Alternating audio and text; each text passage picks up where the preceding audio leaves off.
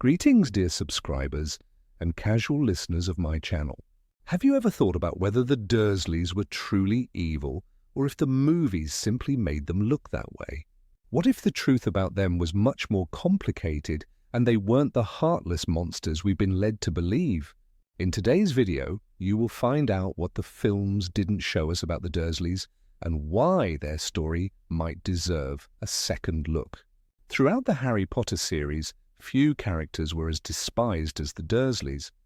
The ordinary Muggle family that raised Harry was portrayed as cruel, petty, and even abusive. Thanks to the movies, they stood alongside villains like Dolores Umbridge and Draco Malfoy, despite committing far fewer actual crimes. I won't say they were perfect, but maybe they weren't as bad as we thought. It's time to set the record straight and uncover their real story, the one that was mostly left out of the films. So grab your favourite Muggle tea and let's dive in. The Dursleys before Harry Potter. Petunia Dursley was the older sister of Lily Potter, Harry's mother. As children, they were close, but everything changed when Lily was revealed to be a witch and accepted into Hogwarts. Petunia dreamed of joining her sister in the magical world, even writing to Dumbledore, begging for a chance to study magic. But she was a Muggle, and her wish was impossible. Over time, jealousy turned into resentment. She distanced herself from magic, left her childhood home, and married a man who shared her views. Vernon Dursley was an average Muggle, practical, ambitious, and deeply concerned with order and normalcy. He didn't just dislike magic, he feared and distrusted it. But he and Petunia still had to maintain some contact with Harry's parents. After all, they were family. At one fateful dinner, James Potter mocked Vernon for his mundane lifestyle, embarrassing him deeply. From that moment on, Vernon held a grudge, and unfortunately, he directed much of that resentment at Harry, who reminded him too much of his father. Their son, Dudley Dursley, grew up spoiled and entitled. Given everything he wanted and never disciplined, he became a bully. But as we'll see later, even Dudley wasn't beyond redemption. Why the Dursleys disliked Harry? Their mistreatment of Harry wasn't random. It had reasons, even if they weren't good ones.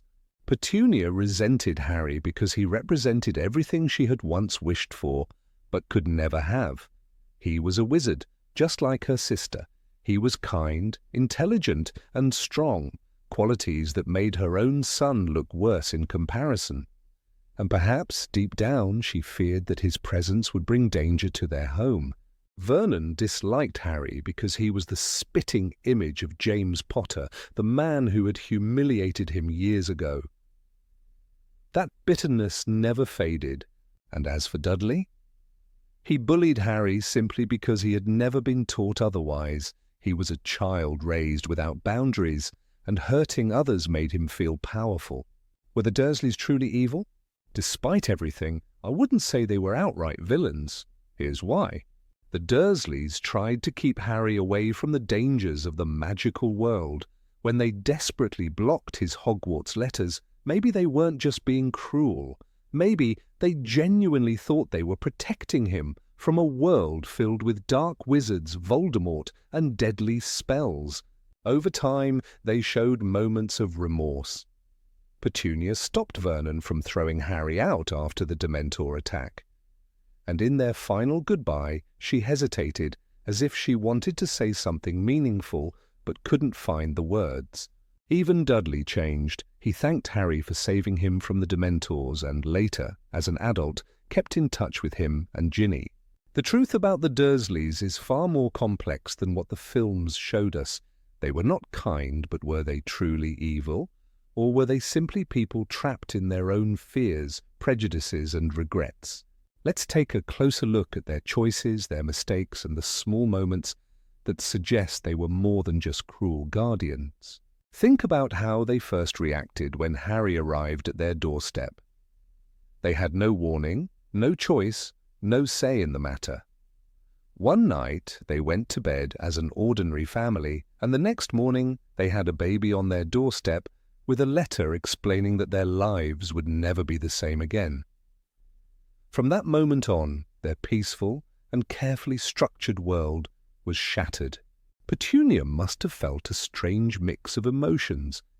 Here was her sister's son, an innocent child, but also a painful reminder of everything she had lost.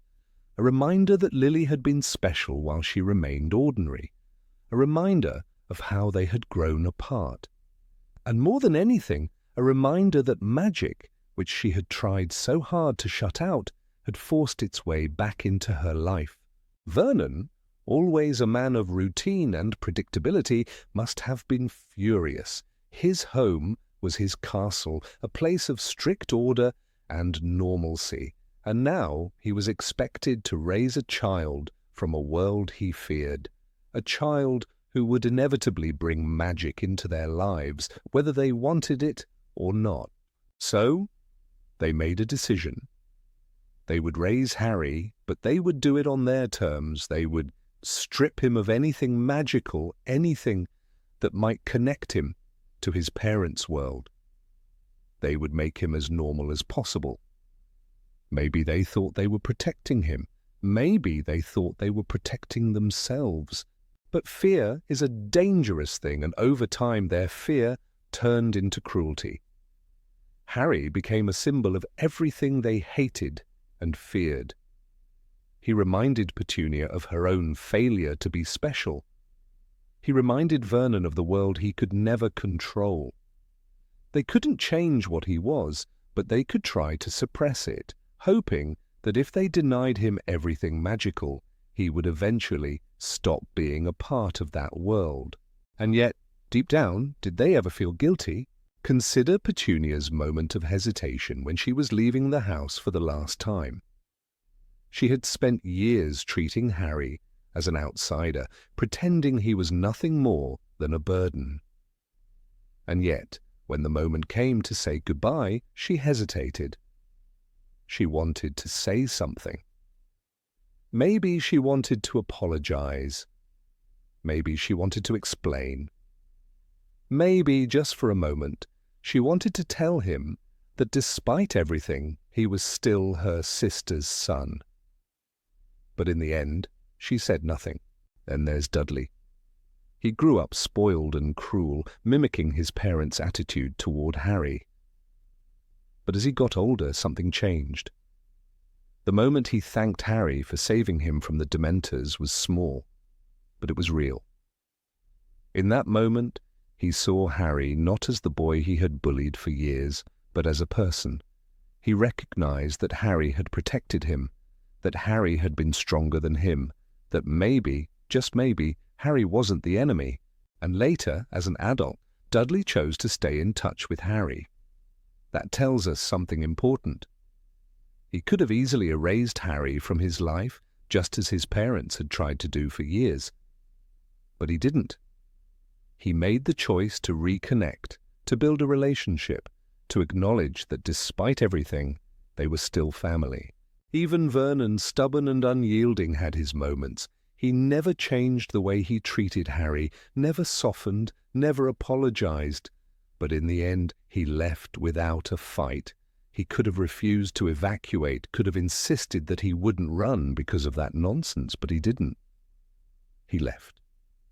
He accepted, in his own way, that the magical world was real and that it was dangerous. He never admitted he was wrong, but he didn't need to. His actions spoke for him. So were the Dursleys evil, or were they simply human, flawed, afraid, and unable to face their own mistakes? They made terrible choices. They hurt Harry in ways that could never be undone, but they also raised him, even if poorly. They didn't abandon him, though it would have been easy to do so. And in their own way, they struggled with the reality of having him in their lives. Petunia, the sister who never got to be special, yet still tried to protect her family in the only way she knew how.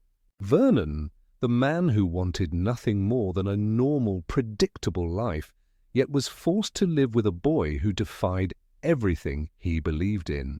Dudley, the spoiled child who had everything yet learned, too late, that he had treated his cousin unfairly. Maybe they were never meant to be likable, maybe they were never meant to be kind, but they were more than just villains. And maybe, just maybe, they weren't beyond redemption. What do you think? Did the Dursleys deserve the hatred they received? Or were they just victims of circumstance?